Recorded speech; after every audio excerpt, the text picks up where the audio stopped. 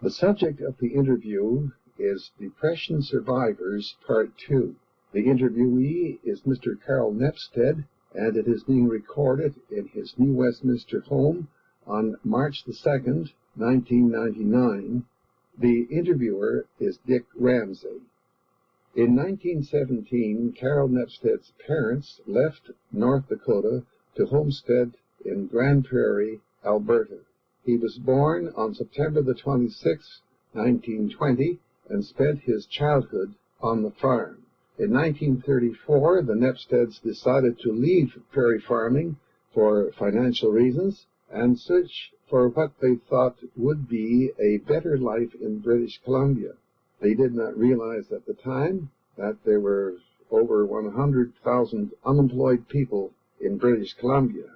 By the time they arrived in New Westminster, their financial situation and the possession of worldly goods were minimal.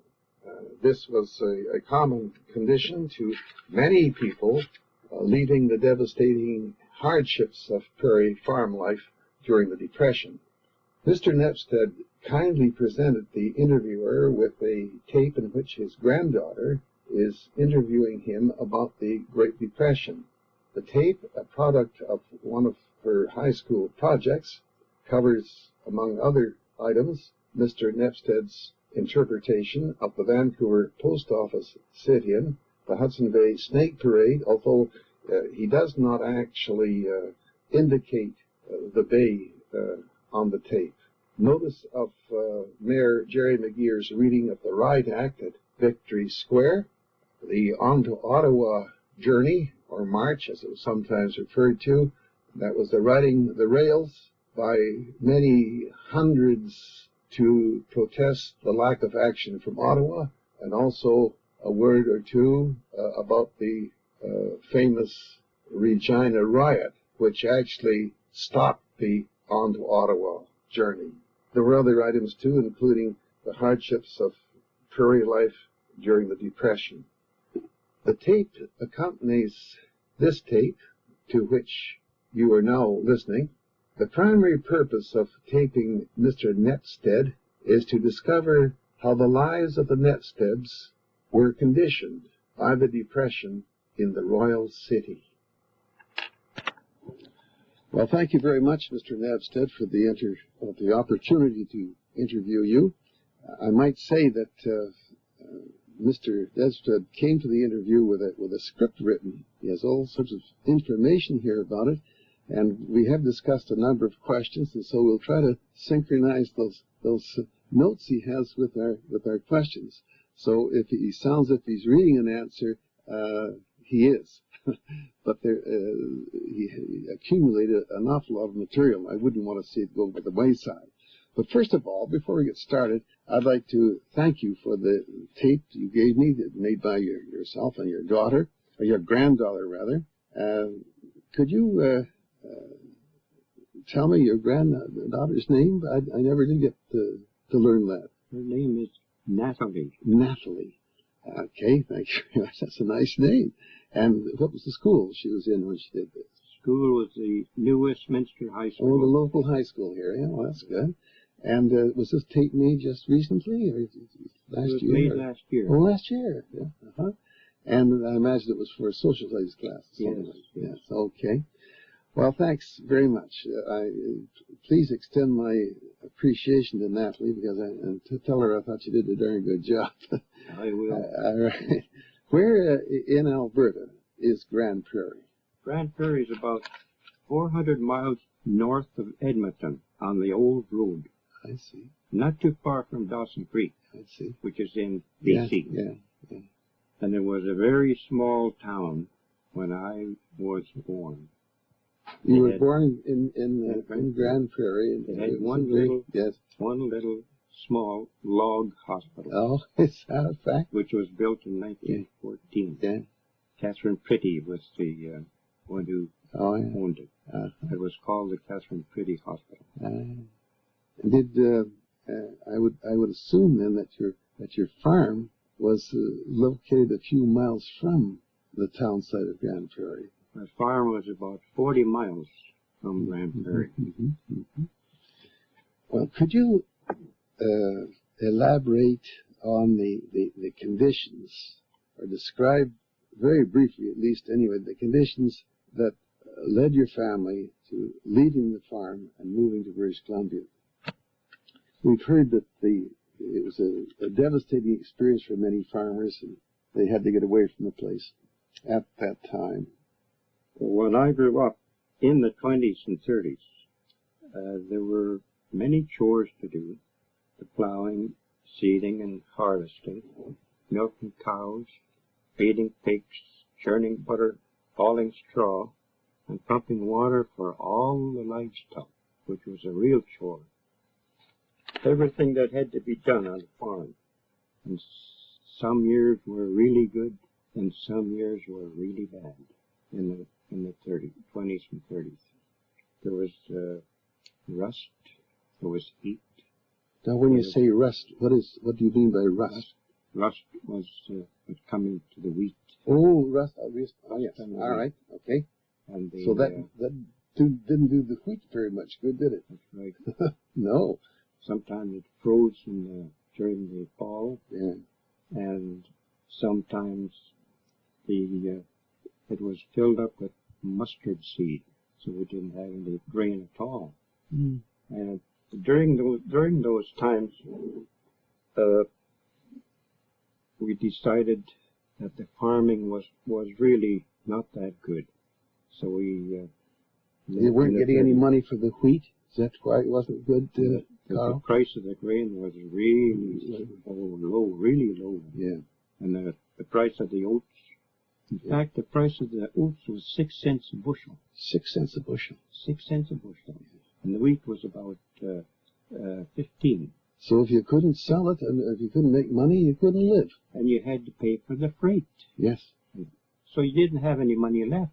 No. When you're finished. Yeah. So that's really why we decided to leave. Mm-hmm. Around 1934, along with something else that happened, and that really changed our minds. What was this something else? I'm sitting on the edge of my seat right. Yes, but it's... My dad, he went to Seattle in 1933. He was looking for a dealer to exchange the farm for an apartment. Oh, I see. And he got tangled up with a con man or a swindler, and he really took him for a ride. They come back in the summer, and they help us on the farm. There were six of them, in a nice brand new Nash car. And these are the 6 people from Seattle? That's right. These were all con men. And they came up to the farm? They come up to the farm, right. And they helped us with the harvesting. Oh, jeez. They even got out into the field, and they were out there stooking. And when we were thrashing, they were there thrashing. But when we started to haul our grain to the elevator, they were there to give all the checks when the truck came in. They got all the checks and all the money. This is supposed to be a down payment on the apartment. After... Excuse me, they took all the money? I mean, did the people... All the money from the checks we got from the farm. As we... Oh, and this was a down payment for an apartment in Seattle? In Seattle. Oh, and all right. I've got the picture now, yes. So after they had all the money, they had got a binder from a person so they could mow the grain better and faster. He said, "We'll pay you later." So when the implement man wanted his money, they didn't give it to him, and he put one of them in jail. He was in jail. He was bailed out, and in the morning they were all gone, and we have never seen them since. And you were left flat. And we were flat. We were left broke. So we really decided to move to the coast. That was the straw that broke the camel's back. That was it. Did you have enough money to move to the coast? But we didn't have any. If we didn't have enough, my dad borrowed some from his brothers. Oh, is that right? To go to the coast. Oh, jeez. And then that's a sad story. That's a sad story. And then we piled everything in the truck, in the old real truck. In fact, we put an extension on the back. Oh yeah. So we could get 11 people and all the furniture, what we had left in the truck. Yeah. And away we went. 11 people. That's 11 people. You had how many brothers and sisters then? Well, there was 5 brothers. 5 brothers. 5 brothers. And my brother's wife was along. Uh-huh. He had just married. Oh, yeah. And there was two more people that wanted to come to the coast. Oh, gee. Friends. Friends. Friends. Friends. and a 10 by 12 Friends. tent. Who needs them, eh? A 10 by 12 tent. And a 10 by 12 tent. And we stayed in the tent every night. On the way to the... On the way to the coast. What route did you take in your car? How did you... We went along the old Slave Lake Road. Yes. And it took us 7 days to get from Grand Prairie to Edmonton, which is 400 miles. 7 days. 7 days, yeah. It was nothing but mud. Mud. Mud and gumbo. I know what you're talking about. Yeah. And then another 7 days to get to New Westminster. Yeah. The Royal City. So it took you 2 weeks. 2 weeks. Go from Grand Prairie with that's right. With this truck and a trailer, furniture and people, and a couple of friends. Then we. But did you have any flat tires? Did you run into any? We had all kinds of trouble. Oh, gee. With that old Rio speed wagon. Yeah. We were working on it practically every day. Oh boy.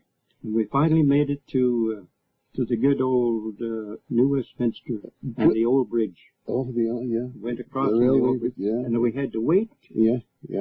For the green light because two trucks couldn't pass. No. On the old bridge. No. So we waited for the green light and we got across. Mm-hmm. And then we got to Westminster and we put up our tent on Carey Street. In Saverton. I see. That's the Saverton tent store, yeah. And we thought we had come to Shangri-La. That was a wonderful place. That was your first impression of Westminster? A wonderful place, see? Well, that's pretty good. Living in a tent in Carey Street. Well, that's right. Yeah. But we didn't live there too long, only 3 weeks. I see. How did you get 11 people into a tent? It wasn't easy. Pardon me for laughing, but if it weren't so tragic, it would be funny, actually. 8 by 10. Yes. So it'd be about 6 on one side and almost about 5 on the other side. Yeah. And so you're in the tent for 3 weeks. What happened after that? Oh, by the way, in the meantime, I don't imagine you must have had some food stored with you, or you had some money to get food, or you didn't. We had a few odd things that we used to have with us. Yeah. And when we were in Westminster, we started looking for work. Yes. For the 3 weeks. And you were asking why that we left in 3 weeks. Yes. I'll tell you that my dad, he met another con man. I see. So he said, if you want to make some money, you go to Vernon and dig for gold. Go to Vernon and dig for gold. Go to Vernon. You know, he does sound like a con man, all right. And we were supposed to get $10 a foot going down a shaft, which we had to dynamite. We went up to Vernon in the summer and the fall. We worked on the gold mine. We went down 25 feet. There was a gold mine there? They had been looking for gold there before. I see. And they wanted us to try again. I see. So we dug down 25 feet. Yeah. And took all the rocks out, and they come and analyzed it, and there was no gold. Mm-hmm. And we got no money. Mm-hmm. And we were broke again. And we were in Vernon, and we rented a house for $5 a month. Mm-hmm. We stayed in there, and the way we survived was at that time they were bringing a lot of fruit that they were throwing out, and they were taking it to the pigs, and we dive into these trucks and get some of that fruit, the apples, and we had tomatoes, And we got a goat to keep the starvation off for that winter. And we picked tomatoes, we picked beans, we hauled lumber for from Monty Lake. We hauled cordwood for the Indians, the native Indians. And we did all the odd jobs that we could find. And my brothers, they had enough. So they started picking apples for 4 cents a box. And they said they were going to go back to Westminster. With the money they made with all the apples? They got about $30. $30. So my brother, he bought an old Star car, and he made a trailer, and back to the coast. And the troubles that they had about 9 flat tires in 1 mile. And sounds like a problem, all right. So they got back to the coast, and they went to Vancouver to Cordova Street. Yeah. They rented a little place in there for about, I think it was $5 a month. And while all the boys were marching in Vancouver, yes, they went to the restaurants and they'd start singing their quartets. Oh, I see. Like a barbershop quartet. Yes. And they went to the different restaurants. Singing for their supper. Singing for their supper. Huh? And they got many meals. Good for that them. way. Yeah.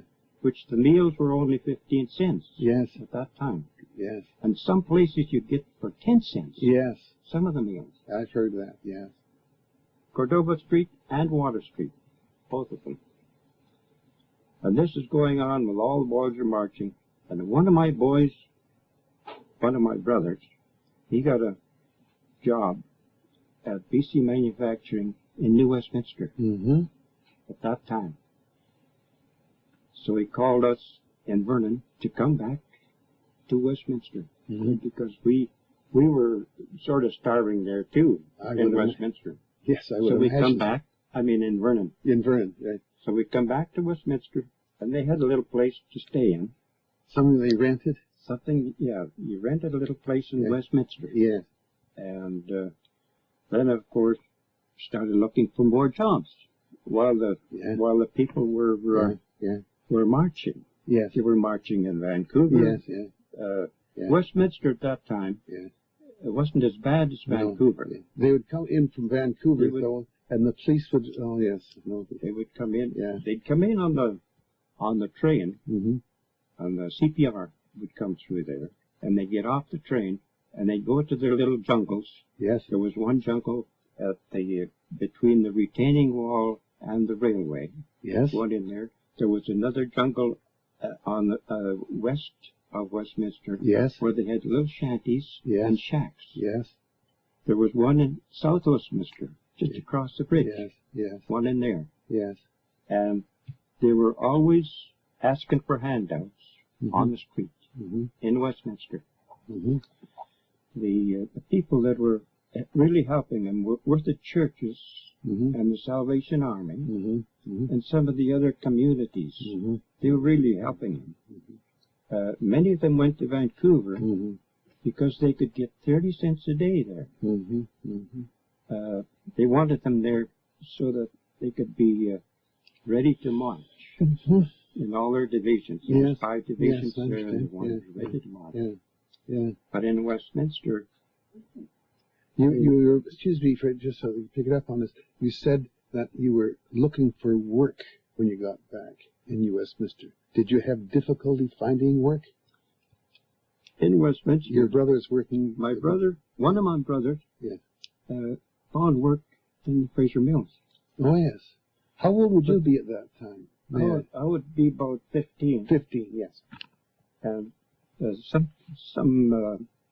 in the backyard, we built a little shack, a smokehouse, and delivered salmon. We had smoked salmon, and we delivered it with a 1925 Model T Ford. And how did you get the salmon? Got it down at the docks. Or you bought the salmon? The salmon was very, very reasonable. Yeah, I would imagine so, yes. It was really reasonable. So we'd smoke it and then deliver it to the people. Well, that's make a little bit of money that way. Of course. Well, we were lucky to have a backyard then. Well, this yeah, we had a backyard. Yeah. So then I went to Mohawk Handle. Oh, famous Mohawk Handle. I heard a lot about that making place. broom handles to get a job. They were paying 15 cents an hour there. Yeah. But there was no job, and then, in fact, they were going to go on strike in a little while, so yeah. I didn't get anything there. No. Well, I went out to McMillan place, and I'd sleep in the sawdust bins, so I'd be ready for the morning shift. And I would go there it was many days that I used to go there. And there wasn't any work then, so I just kept on trying until one day I did get on, which was 25 cents an hour, which wasn't too bad, 25 cents an hour. But it didn't last very long. So then I went for another job at the box factory. I got a job in the box factory, but the box factory burnt down, and I was out of work. Oh my gosh! Now you were just a boy at this time, weren't you? And were these part-time jobs or full-time jobs? Did you drop out of school in order to work? Is that what you? I was going to school. Yeah. But these were part-time jobs. Ah, yes. All right. Go ahead. I just wanted to clarify that. Yeah. But sometimes I would get a job in a gas station. I remember in Port Moody. I had a job in there for a little while. How did you get out to Port Moody? You didn't walk, did you? I can't remember how I got there. But you got there. Maybe Sure. Maybe a bicycle. I don't know. Oh, yeah. I understand. And then I got a job painting and shingling houses, shingling houses.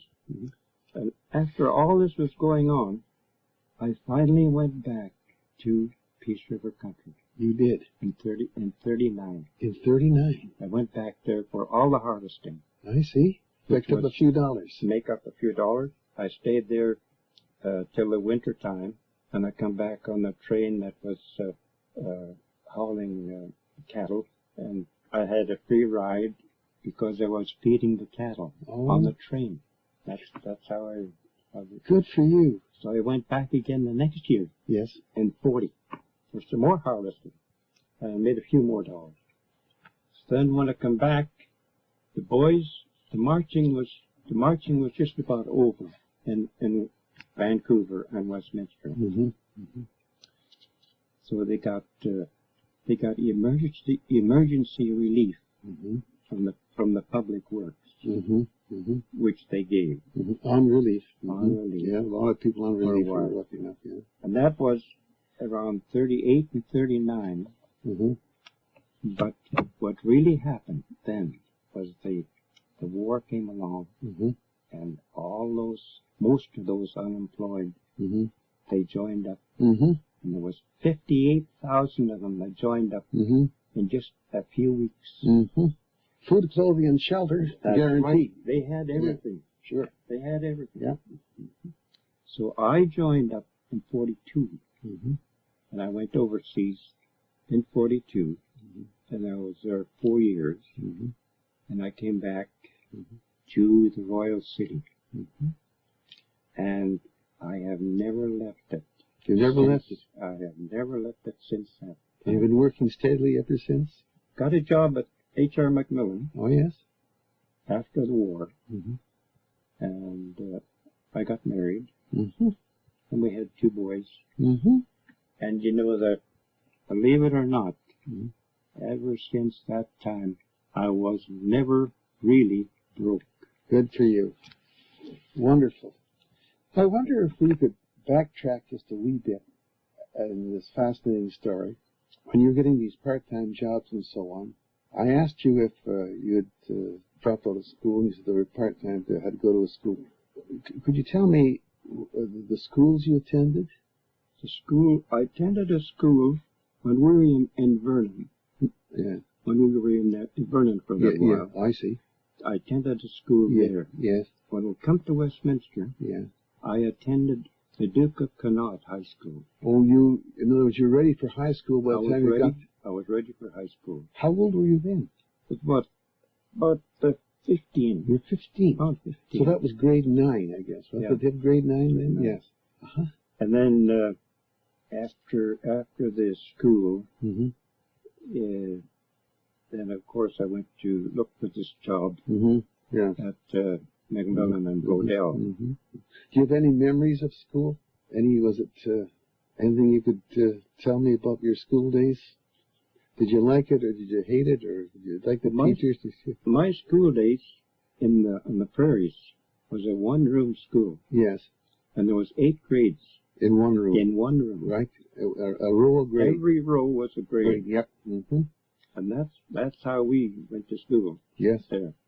We were looking for a place for schooling in 1928. So we left Peace River for a while. Uh-huh. And when we went down to South Dakota on our little trip with the Oldsmobile, we come back to Camrose, Alberta. Camrose. Mm-hmm. And stayed there for a proper schooling. Mm-hmm. Mm-hmm. We stayed there for a couple of years. Mm-hmm. Mm-hmm. But on the way back from South Dakota, we went to the Ringling Brothers Circus, and we lost all 4 suitcases that we had on our running board. Gosh. So we were broke again. We could hardly get across the line because everything was stolen. So we come back up to Camrose. We had to stay in the Camrose College for a while until we could find another place. Mm-hmm. So we stayed there and until 1930. Mm-hmm. In 29, the big crash came. Mm-hmm. So we went back to the Peace River country. I see. Mm-hmm. And that's where we stayed until we came out here. Come out. I think when I mentioned that's interesting. It's a very interesting story. You've really had a variety of experiences and in different places too. What in New Westminster now? What sort of an experience? I would think that you, after coming from a small town school in Alberta, and then moving into New Westminster, which is a larger place, of course. Shangri-La, you thought at first, but was it a tremendous adjustment for you to get into the school system and feel comfortable in that? Yes, it was because because when I was in grade 8 in the Peace River country, there was only 3 of us. In grade 8? 3 in grade 8. Yeah. So then you come down here, we come down at Westminster. Yes. There was about 133. Yes. In grade 9. Yeah. So that it was quite a difference. Yeah. But I really enjoyed it. Well, we're back in business again, Carl, and we're talking about school in New Westminster during the Depression. Perhaps you could tell me something about your teachers. Did you have any teachers that you just can't get out of your memory, good or bad? We had teachers in the school that were really, really good. Mm-hmm. We had a teacher for every grade, every subject. Every subject, yes. A teacher for every subject. Mr. Calder, he was our principal. You're talking about the Duke of Connaught High School? This is the Duke of Connaught High School. Yeah, sure.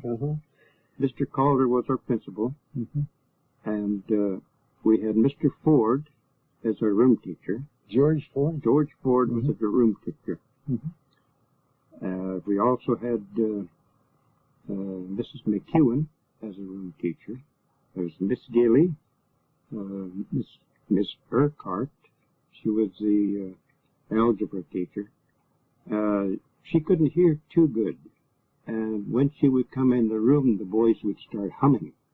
They'd be humming a tune, and she couldn't hear anything. Oh, geez, yeah. So that, Then we had Miss Johnson. Is that French? Miss Johnson was the literature. Oh, literature. I see. Miss Gilly was the French teacher. Oh, yeah. Mr. McLeod, he was the agriculture teacher. And was there a man named Isaac Spur? Isaac Spur, he was our geometry teacher. He would come into the room and he would start on the first theorem. Yeah. If one straight line stands upon another straight line, the sum of the angles so formed is equal to 2 right angles. And then he started on all the 33 theorems. Yeah. And he would recite them right down. Oh, I know. Yeah. And he says, you boys, you're going to have to do that too. Mm-hmm. So Spur was quite a man. Mm-hmm. All the teachers were really good. Mm-hmm.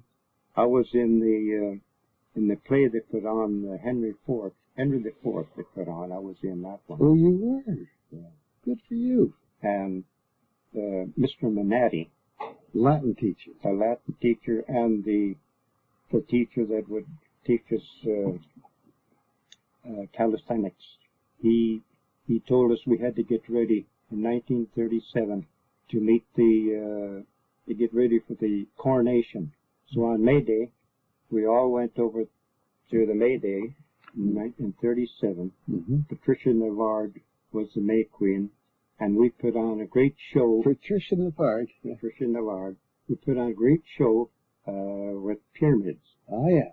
Manatti put on a great show Uh-huh. during the coronation. Yeah. Did you wear white shirts and black pants or something? We had blue pants and white shirts. Blue pants and white shirts. That was a great time. Oh, I imagine so. Yeah.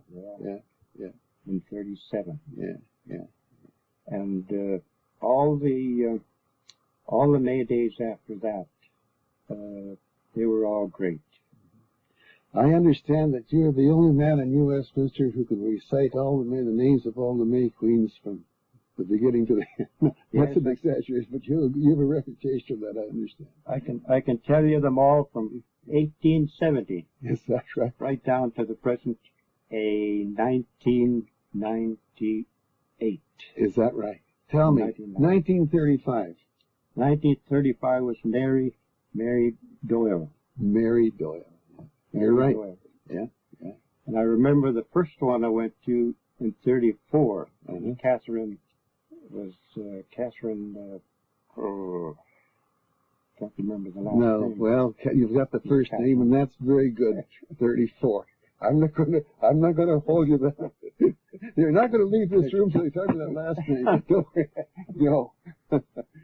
Well, actually, I guess in many ways, the fact that you did have a pleasant experience at school compensated for the other kinds of problems that existed. Yeah. Would I be interested knowing how, when all this was going on, was your father able to secure regular employment? No, my father, he only got part-time jobs. Oh, is that right? Mm-hmm. Until he finally was able to become a caretaker. Yes. So he was a caretaker. He was a caretaker for the place in Vancouver, the Yacht Club. The Yacht Club. The Royal Vancouver Yacht Club. He was a caretaker. He was a caretaker in there. I see. For quite a while. Uh-huh. And he lived in Westminster, commuted every day? Yeah. Is that right? Well, he had a place to stay there, too. Oh, he had a if place wanted to. Yes, I see. Mm-hmm. And then he was a caretaker in some of the other apartments in Vancouver. Oh, I see. So he picked up some change that way. He picked up a little bit here and there. Yeah. Good. And were your brothers living with you at that time?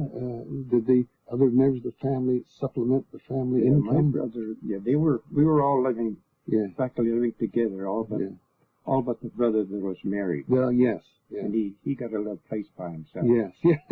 Good for him. with his star car. With his star car. He took that star car to Vancouver one day. Yeah. And the steering wheel came off on Hastings Street. The steering wheel came off. I shouldn't laugh. It's a tragic. It's a wonder he wasn't killed. A 1925 star. Oh, jeez. That star was really shining, wasn't it? Isn't that amazing? Isn't that amazing? And what happened? Well, he just grabbed a hold of the steering wheel and tried to put it on the best he could. Yeah, of course. Isn't that amazing? But the car was swerving, a little bit. Yeah. To the curb. So I guess this was an example of every member of the family working. Some are part-time, some are full-time, and contributing to the survival, monetarily, to the survival of the family. There was no just one breadwinner. You were all breadwinners. Yeah, we You all to, finally had yes, jobs. yes. Mm. And you never had to go on relief? No, we never did go on relief. No. Never. Did you know anybody who ever went to the relief camps? Any of your associates or acquaintances? No, I don't remember. No. But some of them went voluntarily. Yes. But some of them they picked up. Yes. Well, they were. Yes. Of course, if they had nothing, no place to go, it was. They had quite a few camps in BC. Yes. Yes. Tell me, could you give me some idea? I'm just stretching your memory a bit now of how your mother and father, and I guess everybody else too, as they're all contributing. What did they have to do to make ends meet? How would they, for example, it was quite popular in some cases for children not to have their shoes repaired, but just to make their own insoles out of newspapers. What kinds of things? Now that's an extreme example, but maybe not in some cases. But I'd be interested in knowing, how did you have the money make the rounds? Well, in case you're talking about shoes, yes, we would go to Woolworth store, yes, or Kresge, or Metropolitan, yes, in Westminster, right.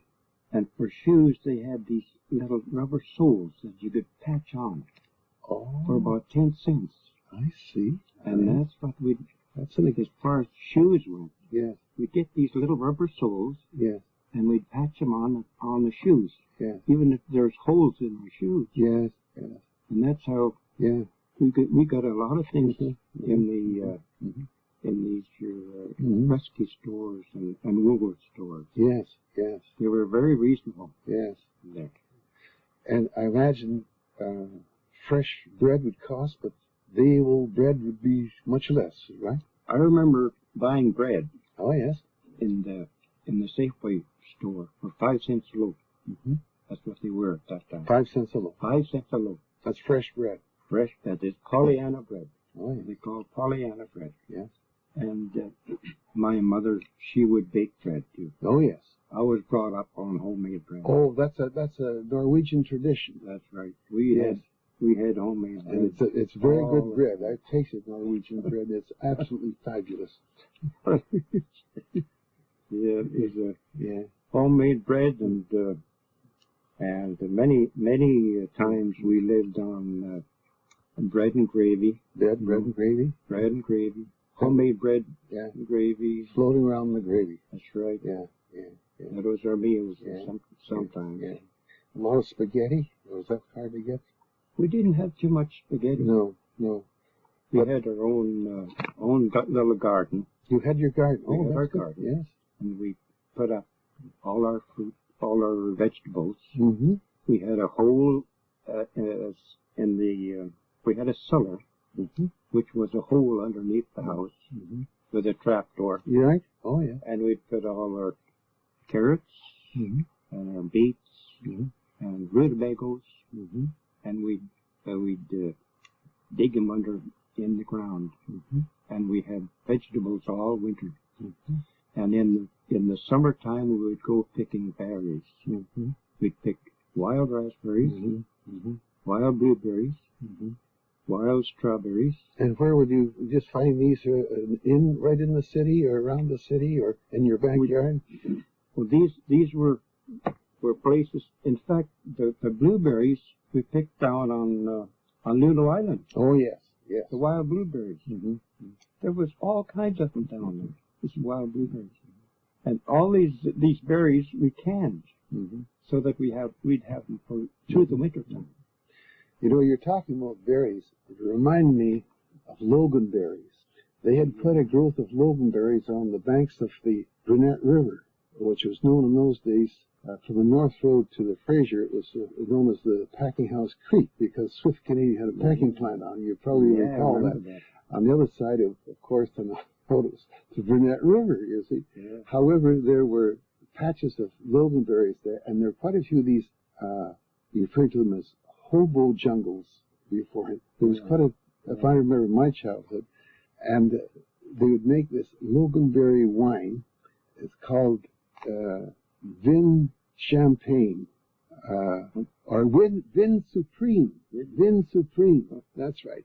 65 cents a gallon. Oh. And you know, I never drank any myself. So I told my parents, but it was it was the next best thing to poison, you know. Yeah, yeah, right. And they made that. So I'm sorry for interjecting that, but that's just something I. Yes. So, did you? We go to Stanley Park. Yes. We go there with our old truck sometimes. Oh yes, yes. And while we were motoring around the park, Mm-hmm. we would find salmon berries. Mm-hmm. So we'd go picking salmon berries. Mm-hmm. Salmon berries. Oh, they salmon were. berries. Yeah. They weren't as good as Logan berries. No. But they weren't too bad. What about milk? Was milk a hard thing to come by in those days? Milk was about 10 cents a quart. At that time. Yeah. But we had our little goat along, which we tethered in Westminster for a while. Yeah. The one we had in Vernon. Yeah. So we had the same goat. The same goat, morning and evening. We had goat's milk. That must have been quite a job transporting that goat down to the coast. Oh, we got him in the truck. Yeah. You mentioned one time very facetiously when I was talking to you about this interview in the first place about the grapes of wrath. It sort of reminded you of that. That's what it looked like. Is that a fact? Like I'd say John Steinbeck yeah. when he wrote The Grapes of Wrath. Yeah. When the Okies were coming into California. Yeah. You were coming into New Westminster. We were coming into Westminster. Well, you know, it's a good thing we laugh about this now. Yeah. But I must say that with your creative way of making a living was better than starving to death. And it's a good thing you had that intelligence to do these things and self-confidence. That was it was remarkable. We were always looking for something, something to do. Yeah. Being on the farm, we had so many chores. Yes. To do. Yeah. And then, but in Westminster, by the way, it must have been quite interesting too after you got into the army to look and eating regular meals and so substantial meals. Oh. It must have made all the difference in the world. It was. Yes. It was a real godsend to get 3 meals a day. Yes. Well, you've told some interesting things. What would there be anything else that you'd like to add to this, or may I just ask you this question? It's one I was going to ask you, and if I may do it now. And is coming from the prairies and moving into the coast. Did you experience any, you might say, prejudice or discriminations? And go back to the prairies, don't take jobs away from our boys, type of thing. Did that ever come across your path? No, we never. I see. We never. You never experienced that. We never experienced that at all. That's very good. Yeah. Not at all. Yeah. While we were in Vernon, mm-hmm. we had a couple of unemployed coming through, and we took them in. Mm-hmm. So they stayed at our place mm-hmm. in Vernon, mm-hmm. which added to the mm-hmm. to the family. Mm-hmm. Mm-hmm. And they were very nice. Mm-hmm. Mm-hmm. They had been riding the rods, mm-hmm. Mm-hmm. but they were very nice, and they were really happy mm-hmm. to come in mm-hmm. and get some of my mom's homemade bread. Isn't that nice? Tell me, where are your brothers now? I have two brothers have passed away. Oh, I see. One brother is in Sacramento, California, uh-huh. and my other brother is he's in Surrey. Oh, yes. He lives in Surrey. I see. Mm-hmm. One of my brothers, he went down to California. Two of them went down to California. One was he was in the Coronado Hotel, purchasing agent in the Coronado Hotel for a while, and then he was in the Statler Hotel, so he did pretty good. And the other, another brother, he was teaching down in California. And one of my brothers, my older brother, he was working in the mills here in Westminster. And my other brother, he got a job as a timekeeper for McMillan and Bodell. And retired. Yes. All retired. Yes. And I am retired. Yes. And when did you retire? And I retired. I had to retire in '84 because they closed the mill down. Oh, yeah. They closed it down. Where was the mill located? Where was the mill located? It was on Boundary Road in Westminster. Oh, yeah. The Vancouver Plywood Division. Yes, yes. Uh-huh. Yeah. Oh, yeah. I can And remember. your sister, did she? My sister's in Yakima. Oh. She married a man from the. Well, he was from Saskatchewan, but they went down to Yakima, and that's where she is now. Well, you were really Depression survivors, didn't you? Yeah. You got through the whole thing. Yeah. It wasn't easy going at all for you. No. And it's certainly congratulate you for your perseverance, but also say your as I mentioned, for your creativity and trying to find money legitimately, Right. And so on. Yeah. Well, now it was so easy to be broke. Yes, in those days. I guess so. I guess so. What would you say would be the most bitter memory you might have of it? What was the thing that you really wouldn't want to experience again? Is there any one thing or any two things that might come across your mind and say, oh, please don't talk about the Depression. It reminds me of such and such and such and such.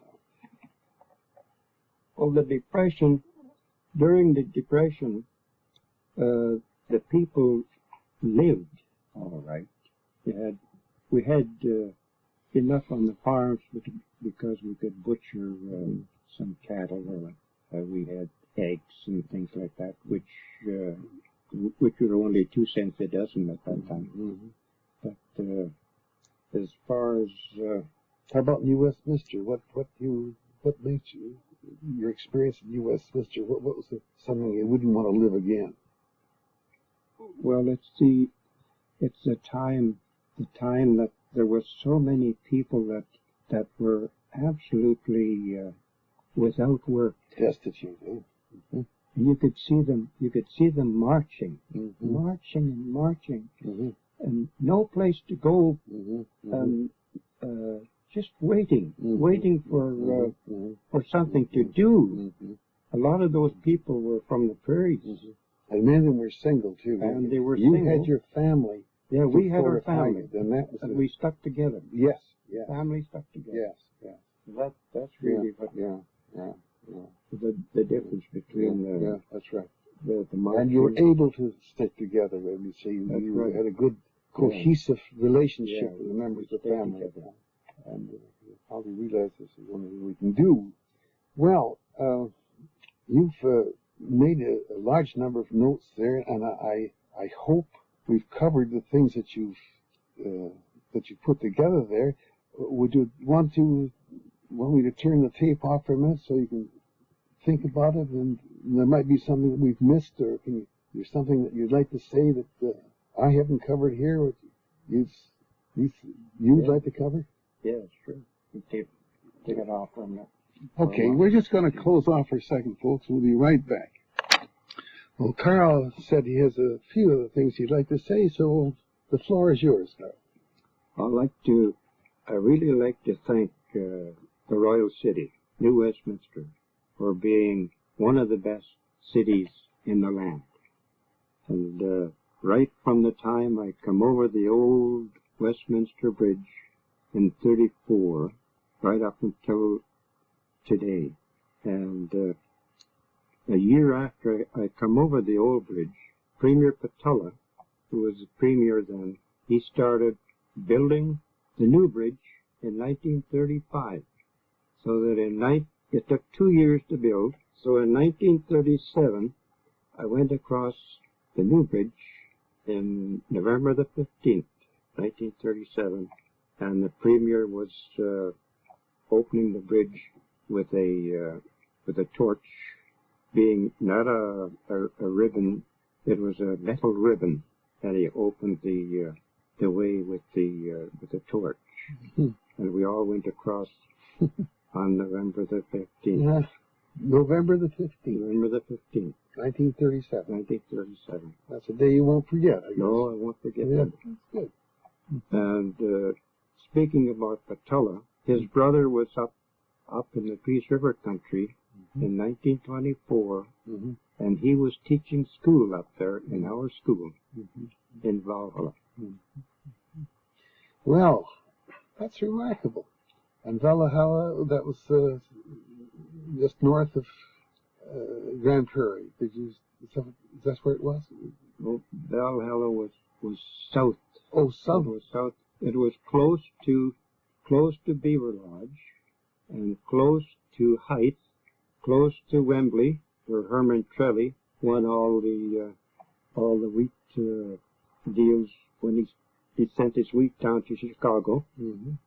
How was this? Where is Herman Trelly was from Wembley, which is very close to our place, and he was sending the wheat for getting prizes down at the Chicago Fair, I see. and he would win every year. Is that right? So they wouldn't let him do it anymore. No. So he gave it to his neighbor, Rigby, and he won. Yeah. He was winning. He wouldn't let him win anymore. And where was this in relation to Edmonton? It was about 350 miles north of Edmonton. Near your Grand Prairie, but in this area. That's right. I see. That's interesting. And when we got there, folks got there in 1917. There was nothing but bush. No. And we had to start from scratch. Yes. Just a real pioneer day. Yes. Real pioneer. Well, I guess it was the pioneer life that, after going through that, the New Westminster Depression was a piece of cake. It sure was. Well, thank you very much again, Carol. I really did appreciate this. And I saw those notes in front of you. I thought, well, he's got a lot there. How are we going to handle this? I think you handled it remarkably well, and I really mean that. And it was really a pleasure to sit with you here and listen to your stories. And let's hope that we don't have to face something like this again. That's right. Yeah. So, thank you, Dick, very much. Well, you're very welcome. You're very welcome. And we'll probably see you again sometime. Yes. By the way, I think your parents would be very proud of you too. And when did they depart this world? My mother passed away when she was 102 years old. 102. 1991. 1991. She was 102. And my dad passed away, he was 93. 93. Yeah. Well, I didn't want to end on a sad note, but it really isn't a sad note, because I think living to over 90 and over 100 really are accomplishments. And they probably set the example for you to persevere, do what you, and you'll probably live to 200. Thank you very much again, Carl.